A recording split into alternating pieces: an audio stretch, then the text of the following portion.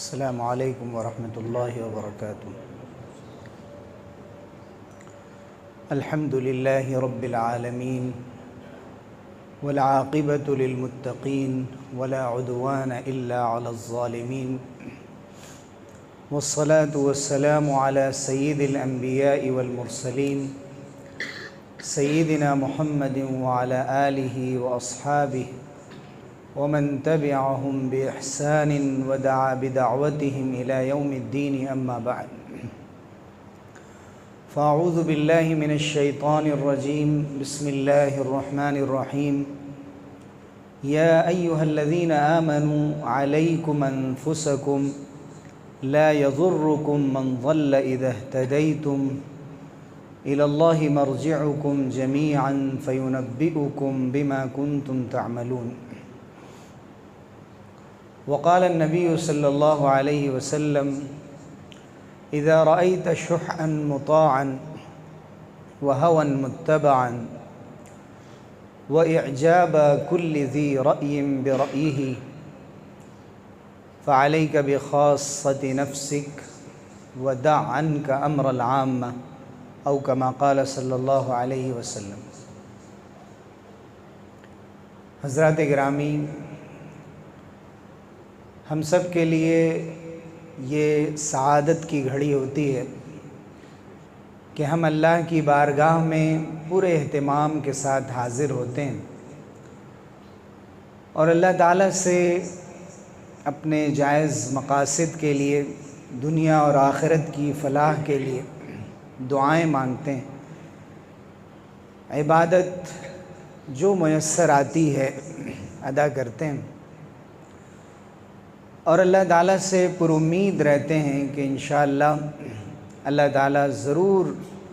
ہماری عبادتوں کو کمیوں اور کوتاہیوں، کمزوریوں کے باوجود قبول فرمائے گا اور اس سے بڑھ کر توفیق سے نوازے گا۔ یہی ایک مومن کی سوچ ہونی چاہیے اور اسی فکر اور اسی ذہن کے ساتھ اپنے ہر عمل کا حساب کرتے رہنا چاہیے۔ جیسا کہ حضرت عمر رضی اللہ عنہ نے فرمایا تھا کہ حاسبوا قبل ان تحاسبوا وزنوها قبل ان توزنوا وتہیئوا للعرض الاکبر۔ اپنے عمل کا جائزہ لو اس سے پہلے کہ اس کا جائزہ لیا جائے۔ تم خود حساب کر کے دیکھو، تم خود اس پر غور کر کے دیکھو کہ تمہارے عمل کے اندر جو اخلاص ہونا چاہیے اور اپنے آپ کو اللہ کے علاوہ کسی اور کے لیے کام کرنے سے بچانے کا جو حکم ہے اور نیت کو صرف اور صرف اللہ کے لیے خالص رکھنے کا حکم ہے،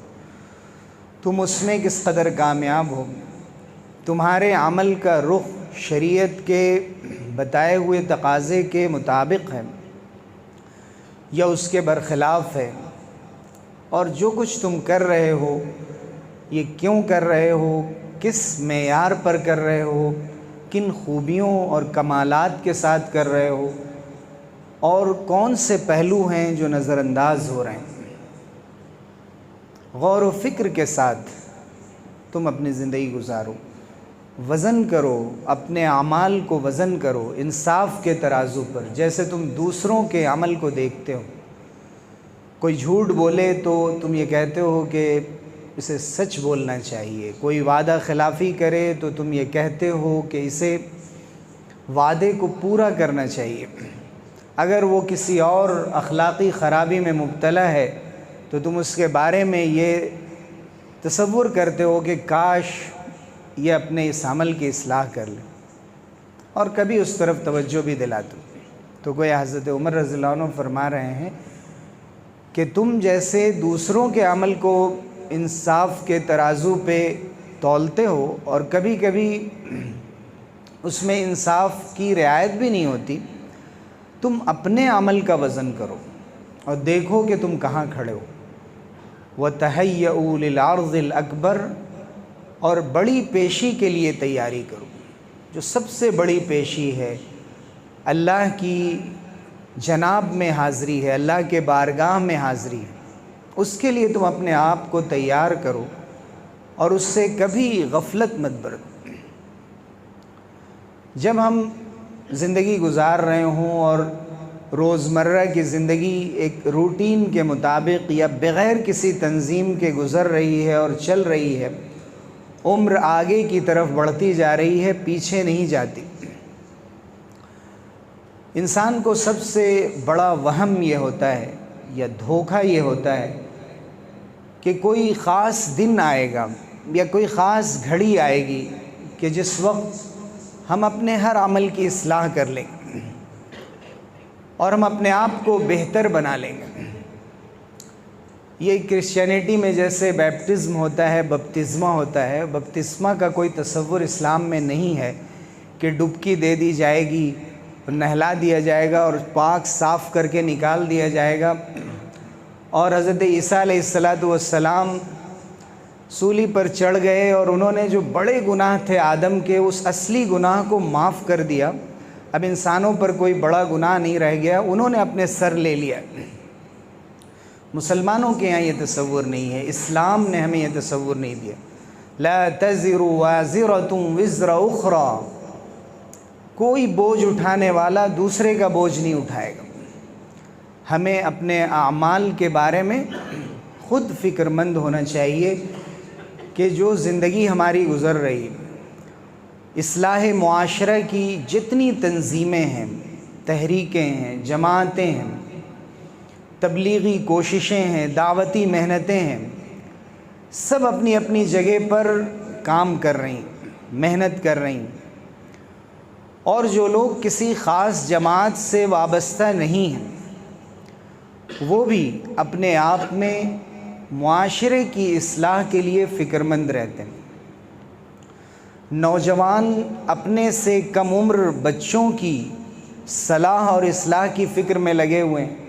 کہ ہم اس عمر میں ان سے بہتر تھے۔ جو حضرات اور بڑی عمر کے ہیں وہ نوجوانوں کو دیکھ کر کڑھتے رہتے ہیں، روتے رہتے ہیں دن رات کہ کم سے کم ہم ان سے اچھے تھے، اور بے چینی اور بے فکری معاشرے کے تمام پہلوؤں کو دیکھ کر اتنی زیادہ بڑھی ہوئی ہے کہ میں یہ سمجھتا ہوں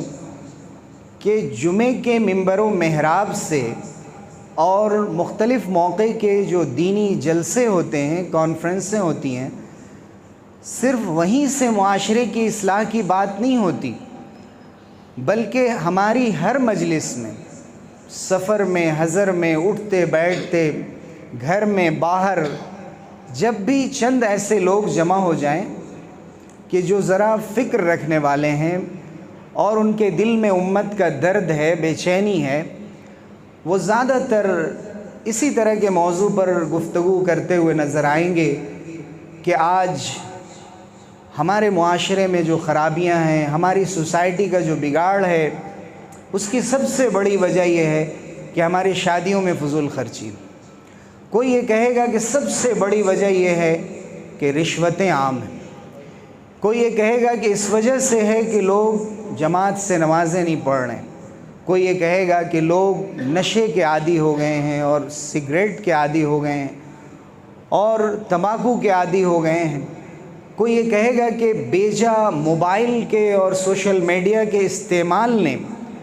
ہمارے نوجوانوں کو اس حد تک پہنچایا ہے، اور کسی کی زبان سے بلا تأمل برجستہ یہ ادا ہوتا ہے کہ دراصل ہمارے معاشرے میں امانت نہیں ہے، خیانت عام ہو گئی ہے، سب سے بڑی جو ہماری خرابی ہے وہ اخلاق کی خرابی ہے، ہمارے اخلاق صحیح نہیں رہے۔ بعض لوگ یہ کہیں گے کہ ہمارے معاملات سب سے زیادہ خراب ہو گئے ہیں، گھر کا ماحول صحیح نہیں ہے، تو ہمیں بتائیے کہ ہماری سوچ کا جو معیار ہے وہ کسی طرح سے کم نہیں ہے، اور اس کے لیے بہت پڑھا لکھا ہونا ضروری نہیں۔ ہر آدمی، میں نے تو ہر سطح کے لوگوں سے بات کر کے دیکھی ہے، میں دیکھتا ہوں کہ ہر شخص اچھی سوچ رکھتا ہے، باتیں سب کے پاس ہیں۔ آپ دیکھیے کہ جو ٹھیلے بنڈی لگانے والے لوگ ہیں ان سے بھی، آپ اب الیکشن کا زمانہ چل رہا تھا، آپ ذرا ان سے بات کر کے دیکھ لیجئے، اور آج کل جو میڈیا کے ذریعے سے انٹرویوز آتے ہیں ان سے بھی معلوم ہوتا ہے کہ لوگ اپنے خیالات کا بہت اچھا اظہار کر لیتے ہیں، بسا اوقات ایسی رائے دے دیتے ہیں کہ اس کے لیے بہت پڑھے لکھے لوگ بھی حیران رہ جاتے ہیں کہ یہ بات بھی کہی جا سکتی ہے، اور بعض لوگ تو اعداد و شمار بھی پیش کر دیتے ہیں اور حقیقی بیماریاں بھی بتا دیتے ہیں۔ تو میں یہ نہیں سمجھتا ہوں کہ کہنے میں، بتانے میں، لکھنے میں، چیزیں پہنچانے میں، معلومات میں کوئی کمی رہ گئی۔ ایک دھماکہ ہے معلومات کا، انٹرنیٹ کے سطح پر آپ دیکھیں، ویڈیوز کے دور میں یوٹیوبرز کوشش کر رہے ہیں، اور جو بلاگرز ہیں، سب لوگ، اتنے زیادہ لوگ دین کو سمجھانے والے پیدا ہو گئے ہیں، کچھ صحیح کچھ غلط، سب چیزیں مارکیٹ میں، معاشرے میں چل رہی ہیں۔ ہمیں ایسا لگتا ہے کہ ایک چیز جو ہم مس کرتے ہیں عام طور سے، وہ یہ ہے کہ جب ہم یہ کام کر رہے ہوتے ہیں تو ہم یہ بھول جاتے ہیں کہ ہم میں بھی کچھ خرابیاں ہیں، ہم سے بھی کچھ خرابیاں ہو رہی ہیں، اور اگر ہم پورے معاشرے کو نہیں سدھار سکتے تو ہم اس کی ابتدا اپنے آپ سے کریں، ابتدا اپنے آپ سے کریں، اپنی اصلاح کی فکر کریں، یہاں سے شروع کریں۔ کچھ نہ ہونے سے ہونا اچھا ہے۔ ما لا یدرک کلہ لا یترک کلہ، عربی زبان میں کہا جاتا ہے کہ اگر کسی چیز کو پوری طرح نہیں کیا جا سکتا تو پوری طرح چھوڑا بھی نہ جائے، جتنا کیا جا سکتا ہے اتنا کیا جائے، کرنے والوں کی ہمت افزائی کی جائے، ان کو سپورٹ کیا جائے، اور اچھی سوچ، مثبت سوچ کو عام کیا جائے۔ ایک عربی زبان کے شاعر نے کہا ہے، یا ایھا الرجل المعلم غیرہ ہلا لنفسک کان ذا التعلیم، اے وہ شخص جو دوسروں کو تعلیم دیتے ہو، سکھاتے ہو، تم اپنے آپ کو کیوں نہیں تعلیم دیتے؟ یہ تعلیم، یہ درس، یہ سبق، یہ تمہارے اپنے لیے کیوں نہیں ہے؟ ابدأ بنفسک فانہھا عن غیھا فاذا انتہت عنہ فانت حکیم، اپنے آپ سے آغاز کرو، خود سے شروع کرو، اور اس کو، اپنے نفس کو، اپنی خواہشات کو، اپنے دل کو گمراہی سے اور غلط باتوں سے اور بری عادتوں سے بچاؤ۔ اگر تمہارا نفس، تمہارا دل، تمہاری زندگی کا طور طریق بدل جائے تو تم بڑے حکیم ہو، دانا انسان ہو، عقل مند انسان ہو۔ پھر آگے یہ کہا کہ لا تنہا عن خلق وتأتی مثلہ عار علیک اذا فعلت عظیم، کہ تم ایسی باتوں سے مت منع کرو جسے تم خود کرتے رہتے ہو، تمہارے لیے شرم کی بات ہے کہ دوسروں کو منع کرو اور پھر خود اسی کام میں ملوث رہو اور اسی کام کو کرتے رہو۔ یہ صورتحال عام طور سے ہمارے معاشرے کی بن گئی ہے کہ ہم یہ کہتے ہیں کہ زمانہ بدل گیا، لوگ ہلاک و برباد ہو گئے، تباہی عام ہو گئی، کرپشن عام ہے، لیکن ہم خود غور نہیں کرتے کہ ہم کن بیماریوں میں مبتلا ہیں۔ اور بہت آسان سا کام ہے کہ انسان ہر دن اپنے محاسبے کا ایک وقت بنائے،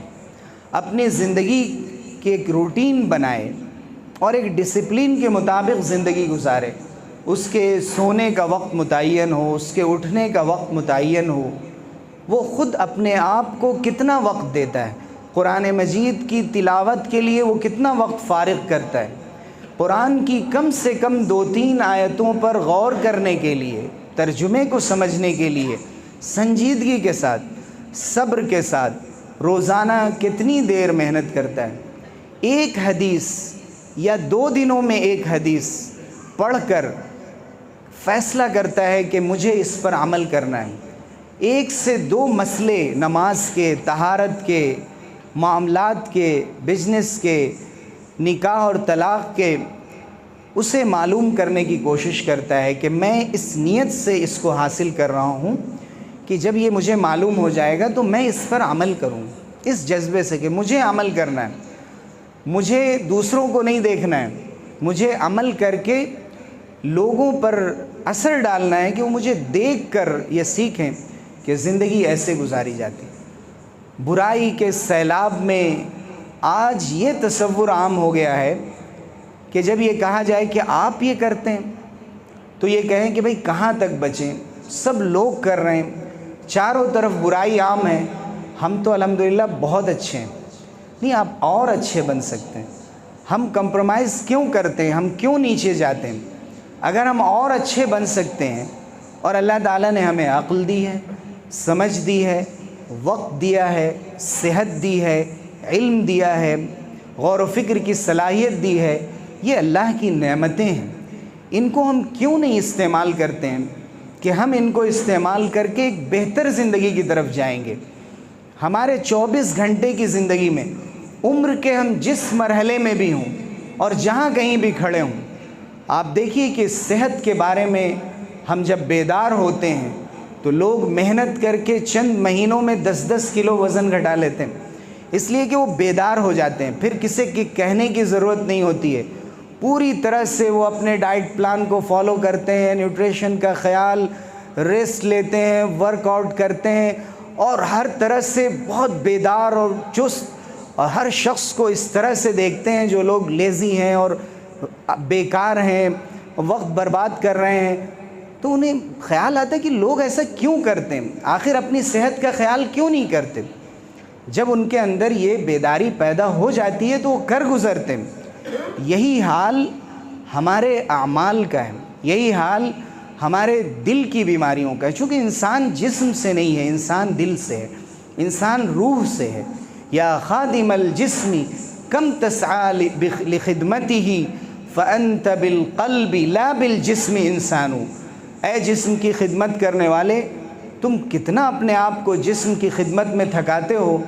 تم دل سے انسان ہو، جسم سے انسان نہیں ہو۔ دل اچھا تو سب کچھ اچھا ہے۔ الا وان فی الجسد لمضغة اذا صلحت صلح الجسد كله واذا فسدت فسد الجسد كله الا وهي القلب۔ سن لو کہ جسم میں گوشت کا ایک لوتھڑا ہے، اگر وہ ٹھیک ہو جائے تو پورا جسم تندرست، صحت مند اور توانا ہے، اور اگر وہ بگڑ جائے، اس میں خرابی آ جائے تو پھر پورا جسم بیمار پڑ جاتا ہے۔ اور سن لو کہ وہ مرکز جسم و جان ہے، وہ قلب ہے، وہ تمہارا دل ہے، تم اپنے دل کو ٹھیک کرنے کی طرف توجہ دو۔ اللہ تعالیٰ نے جب قسمیں کھائیں چاند کی، سورج کی، دن کی اور رات کی، تو وہاں انسانی جان کی بھی قسم کھائی۔ وَنَفْسٍ وَمَا سَوَّاهَا، انسان کی جان کی قسم، اور اس ذات کی قسم جس نے جان کو ٹھیک ٹھیک بنایا ہے۔ فَأَلْهَمَهَا فُجُورَهَا وَتَقْوَاهَا، اور اللہ تعالیٰ نے اس کو بدکرداری اور پرہیزگاری، گناہ اور تقوی دونوں کے تقاضے سمجھا دیے ہیں۔ الہمہا، اس کے دل میں الہام کر دیا ہے، اور انسان اپنی فطرت سے،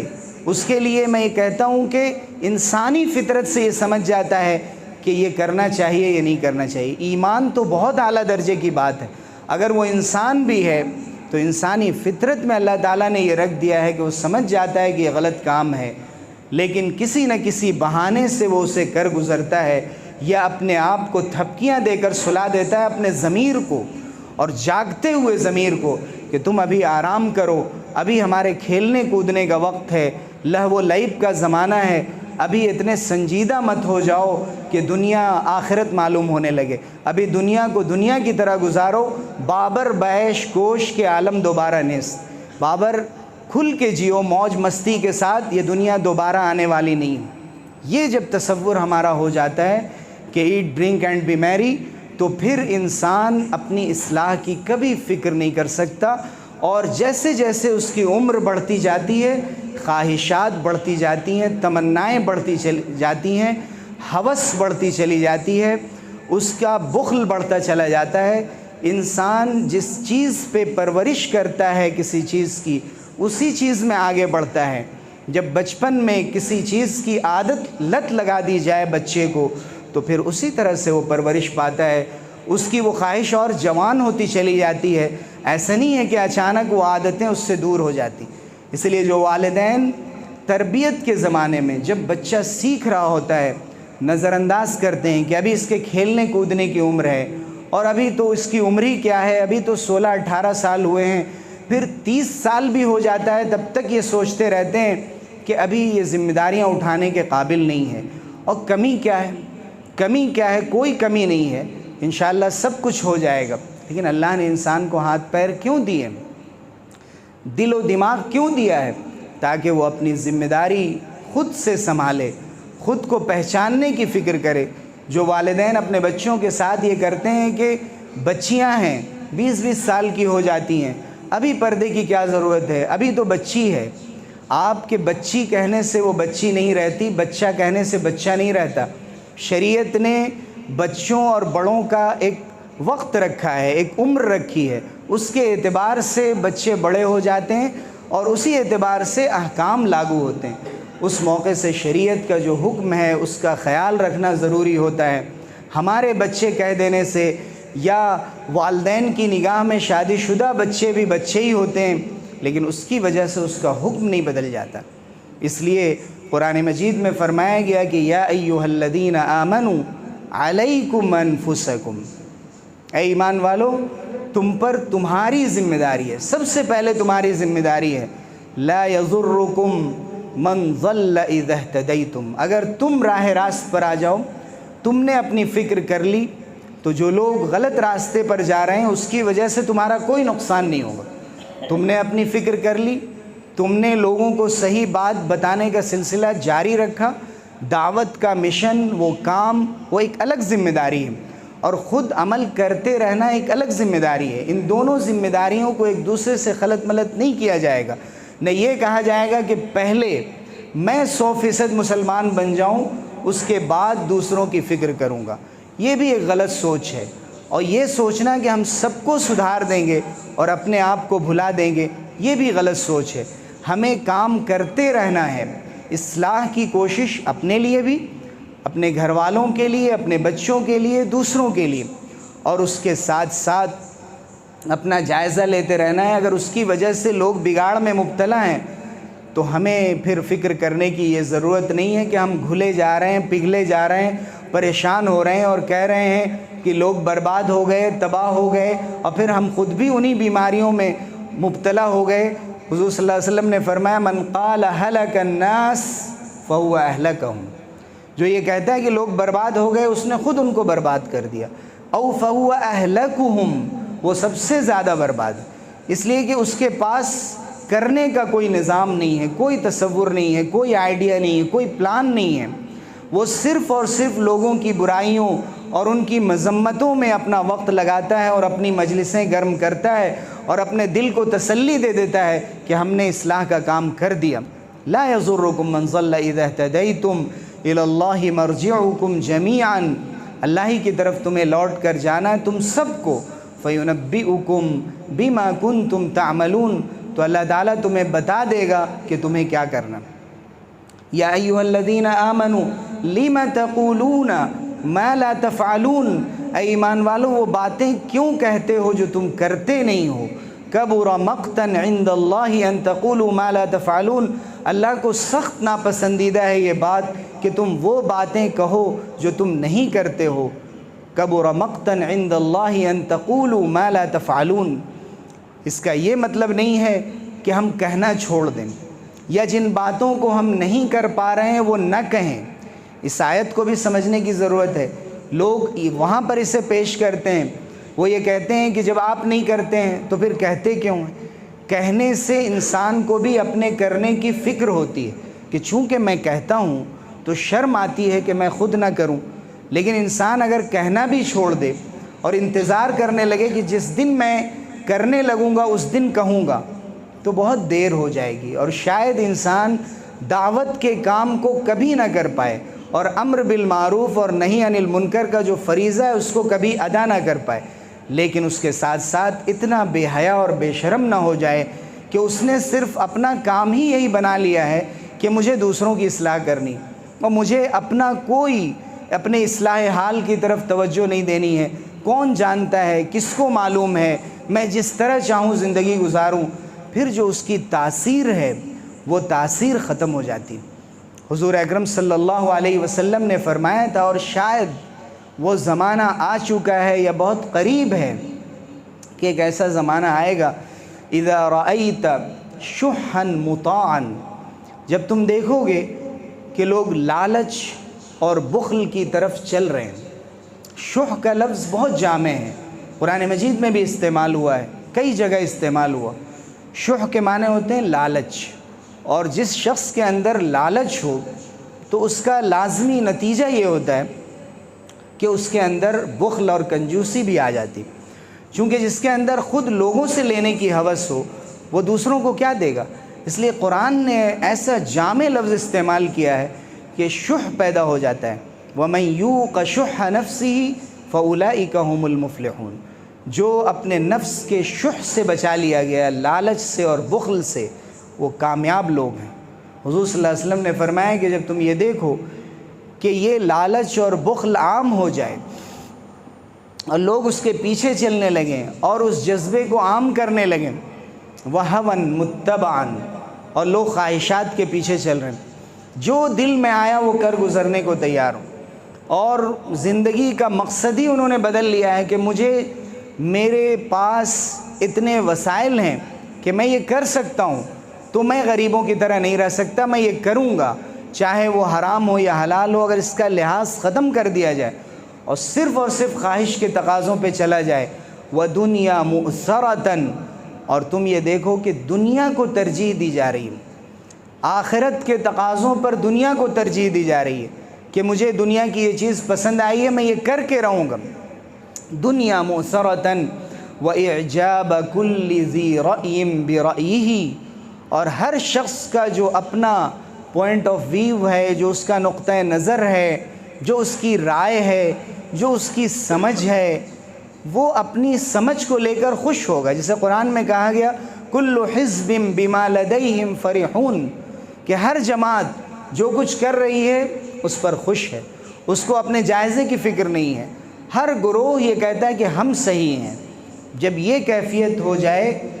فعلیک بخاصۃ نفسک، تو تم خاص طور سے اپنے اوپر توجہ دینا۔ جب یہ ماحول عام ہو جائے تو تم یہ جائزہ لیتے رہنا کہ کہیں تمہارے اندر لالچ اور بخل تو نہیں ہے جو برائیوں کی جڑ ہے، کہیں تمہارے اندر ہر خواہش پر چلنے کی فکر اور ہر جائز کام کو، چاہے وہ حرام نہ ہو، مکروہ نہ ہو، لیکن جب انسان ہر جائز کو کرنے لگتا ہے تو پھر مسنون عمل سے، مستحب عمل سے، افضل عمل سے آنکھیں بند کر لیتا ہے کہ جائز تو ہے نا، مجھے یہ کرنا ہے، پھر وہ وہاں سے اور آگے چلا جاتا ہے۔ جب تم یہ دیکھو کہ سب لوگ یہ کر رہے ہیں، جب تم یہ دیکھو کہ ہر شخص اپنی رائے پر، اپنی فکر پر، اپنی سمجھ پر خوش ہے، تو کم سے کم تم توجہ دینا کہ تمہارے اندر یہ خرابیاں اگر ہیں تو تم ان کی فکر کرو، اور جتنی فکر کر سکتے ہو اتنی فکر کرو، توجہ دو۔ اور پھر فرمایا فَدَعْ عَنْكَ أَمْرَ الْعَامَّةِ، پھر عام لوگوں کی فکر چھوڑ دو۔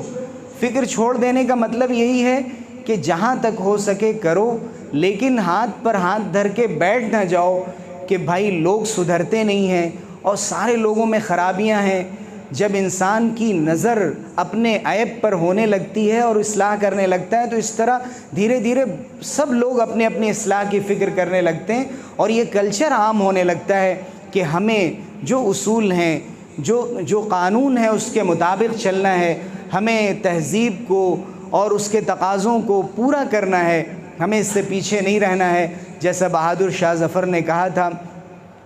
کہ نہ تھی حال کی جب ہمیں اپنی خبر، رہے دیکھتے اوروں کے عیب و ہنر، پڑی اپنی برائیوں پہ جو نظر تو نگاہ میں کوئی برا نہ رہا، ظفر آدمی اس کو نہ جانیے گا، ہو وہ کیسا ہی صاحب فہم و ذکا، جسے عیش میں یاد خدا نہ رہی، جسے تیش میں خوف خدا نہ رہا۔ اللہ تعالی ہم سب لوگوں کو عمل کی توفیق سے نوازے، آمین۔ وآخر دعوانا الحمد للہ۔